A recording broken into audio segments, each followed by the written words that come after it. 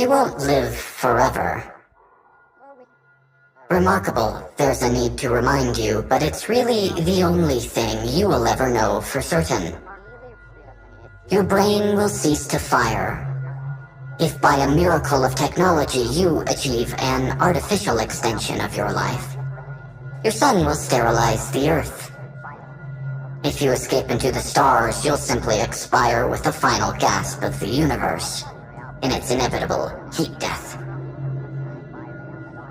You will die, but you have no idea how you will live. You might imagine a future for yourself, but you're wrong. We've already established your powers of imagination to be embarrassingly optimistic.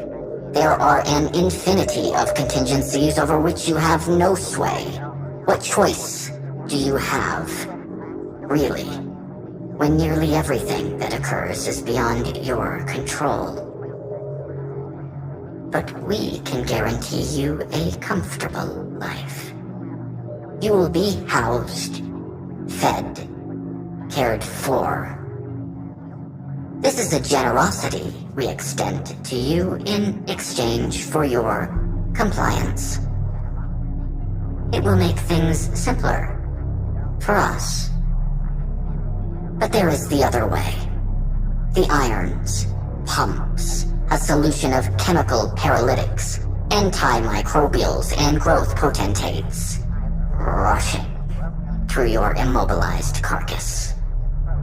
We have galaxies full of planets we manage in this way, too. A comfortable life, or a miserable one. This is the only choice before you. No matter how you're raised, we will pluck some of you when you're plump, ripe. We'll meticulously pull apart your limbs, relish at the resounding clicks of your joints popping from their sockets. We'll peck out every morsel of meat from your tender palms and feed the hunks to our younglings. We'll shatter your bones into a splintered fringe and contentedly lap the oozing muck. We'll tug that rattle-trap of vertebra until your spinal cord is torn from the brain stem. You'll be killed and fed upon, and serve that higher purpose you're always stammering on about. And it will be a worthy one. Us. How can we stake this claim upon your bodies? We're stronger and you can't stop us. I await your moral outrage, your indignation, but since the dawn of man, strength has been your arbiter of justice. There's no escaping the heavy hand of authority, but by the force of a still more brutal opposition. Is it immoral for us to snuff out your reasoning minds at the pleasure of our digestive organs? Or even for the meager sustenance of our very existence? We're superior to you, after all, and will do more with our lives than you'll ever dream. Your most celebrated genius is a developmental stage our young pass through during gestation. You see, we are intelligent enough to unlock the secrets of this universe, transcend it, and pass into another, to live for eternities in this way. You smile at a smattering of wavelengths that exploit the reward mechanism in your brain. The feeble, unmodified instrument, wired by a blind process of happenstance and accident to guide you towards food and mate. Our happiness is so sanctified by our depth of understanding about the fundamental nature of things as to make your most treasured moments seem a trifle. When you understand the context of every occurrence and wield so much power as to have facilitated the outcome, then you may be said to have earned your happiness. Even though we're stronger and intellectually superior, even though we will certainly achieve more and will outlast you, despite that you are doomed to die, owing to your powerlessness against catastrophe, you think and feel and love and believe that's enough. You shouldn't be devoured because your life matters to you. Before our incomparable genius, that's the only retort you have left. A simple enough defense to reject.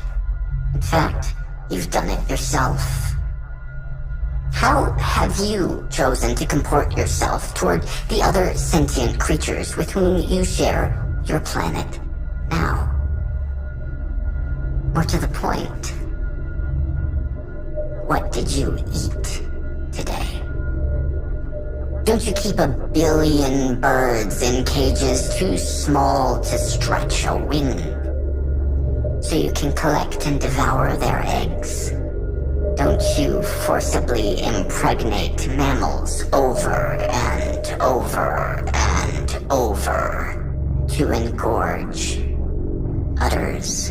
Don't you clamp upon them heavy metal contraptions to pump continuously until their sensitive organs are raw and covered in sores, oozing with pus into the milk you greedily desire? Don't you keep pigs in crates not big enough for them to turn around? Don't you sling them up by a hoof and slit their throats as they're wriggling in sheer mortal terror, no matter how they've lived? Don't you see the bulging horror you bring out in those big, gentle eyes? The tail clutched between shivering legs. Don't you understand that the meek creature, recoiling, hooves slipping on cold, blood-slicked concrete, has simply seen you for what you are? A monster. You smear the grease from a slaughtered animal across your fattened jowl and satisfyingly remark, mouth smacking sloppily with charred muscles, skin, tendon, and your own digestive spit, that you're a higher being than the animals you've tortured and murdered.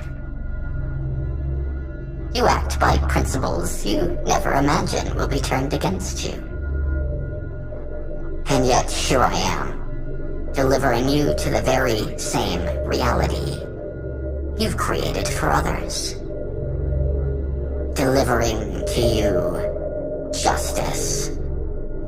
By your own actions, you have relinquished your moral grounds to oppose us. By your own metric, we earn the right to your bodies. By our desire for them and our ability to take them. Now, while you were making the decision about the manner in which humanity will live out its eternity in captivity, let me offer you this consolation. I suspect you may find it hollow when spoken in your direction, despite how often you've pointed it toward your own acts of brutality. All the same, we will use every part. You will taste